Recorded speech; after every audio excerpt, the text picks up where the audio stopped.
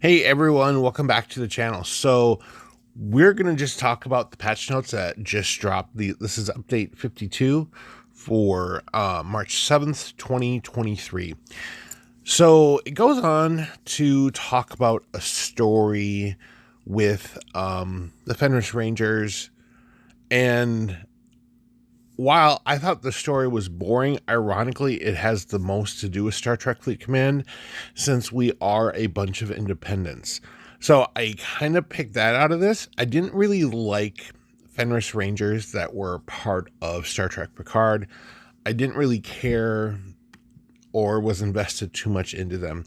So a little let down by this story, but we're going to kind of see where it goes. You know, one thing I do want to touch on is when you open up the game, you do see the USS Titan A, and I would be I would think that they would want that as one of the G6 ships, because I do think we're going to see a lot more of the Titan A going forward in Star Trek television. But let's go ahead. So in this update, we're going to get the mess hall, another faction, the X-Borg, the Devore Fisha Glass refit, new officers, new missions. And so the mess hall is a new building available at level 15. The building provides players with significant bonuses to officer stats, research speed, and ship component titanium cost efficiency. Unlike other buildings, it does not require operations level 2 upgrade and can be leveled up much further than other buildings. The mess hall introduces a new stat crew level, which is required to upgrade it. Crew level is the sum total of your unlocked officer levels. So the first thing I see here is a penalty for us not maxing out every crew that we get. And, you know, while they have made badges more available, they're still semi-difficult to get. And they are currency. So we don't use them on every single crew member. I'm guessing we're going to see that change, and people are going to be upgrading, especially whales, upgrading all of their crew to increase this crew level. Acquire and level up more officers to increase your crew level and upgrade your mess hall. To learn more about mess hall, click here. The X-Borg faction. Update 52 will introduce the X-Borg faction, a new faction in which players can progress by defeating freebooter hostiles in the new X-Borg space. Commanders will be able to unlock this new faction after finishing the mission, We Are People 2, available in the holodeck for level 38 players, and progress through it by completing new daily goals. The X-Borg accumulated vast knowledge when they were still members of the collective and are now ready to share this knowledge with their allies. Commanders that gain favor with them will gain access to a new faction store and the X-Borg research tree, which provides significant efficiency perks that increases returns and speed in other gameplay activities, including different factions and ship loops. So while this sounds pretty good, we can take a look at a couple of graphics here. So, Ops level 38, you receive a mission chained We Are People 2. So this also brings me to another point. So I have talked about them pushing players up the level. This right here, you have to be an Ops level 38 to get to it, is going to be another incentive for people to get there. Unlock the Borg faction by completing the mission chain. X-Borg faction triggers 2 daily goals, freebooter hunt and freebooter dominance for Ops level 38. Spend credits in the X-Borg faction store to skip past loop grinds or buy X-Borg efficiency research.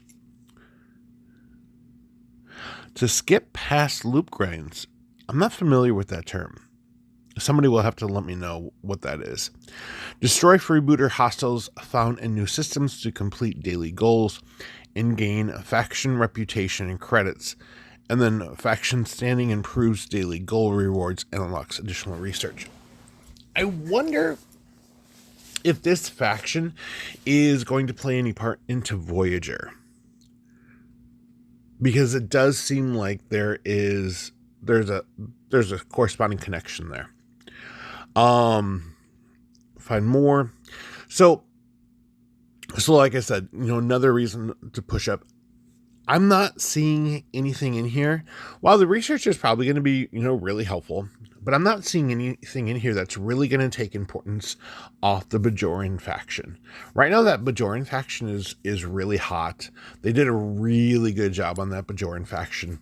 And while I will definitely play the X-Borg faction, we have so much to do, right? We have so much to do now.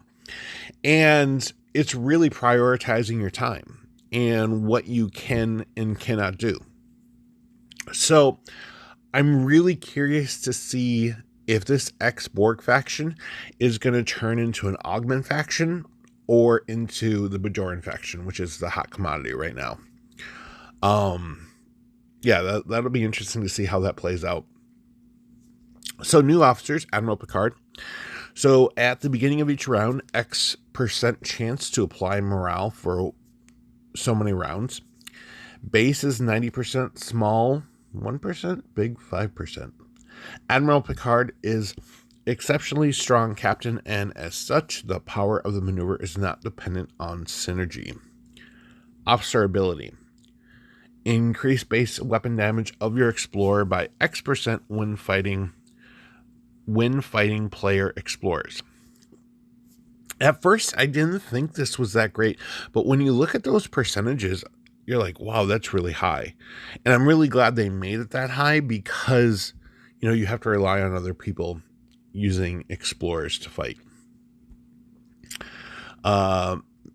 Picard Beverly is now a rare officer, and she has, when hit, increased critical damage by X% against hostiles. And then her base ability or her officer ability, increase the amount of broken parts dropped by hostiles by X%. Now, this is one big downside to this character. 5 of 10, right? 5 of 10 has that same ability, but it's on any hostile drop. And she has the same percentages as well.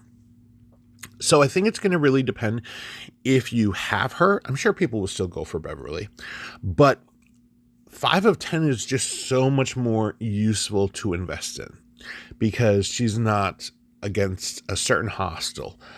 She can be used on anything. So I'm really kind of curious to see where Beverly is going to land.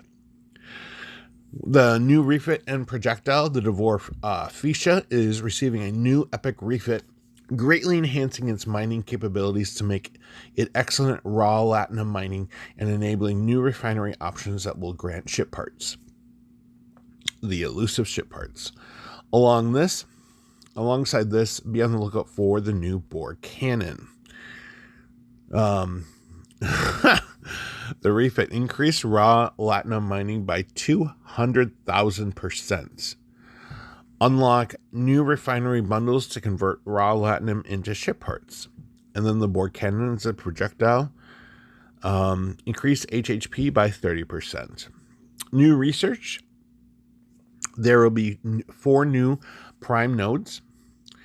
And those are going to be increase the cost efficiency of G4 ship parts for components, increase the cost efficiency of G5 ship parts for components, weapon damage, increase weapon damage by 200% for all ships. That's actually not bad since that's PvE and PvP. I might want to look at that.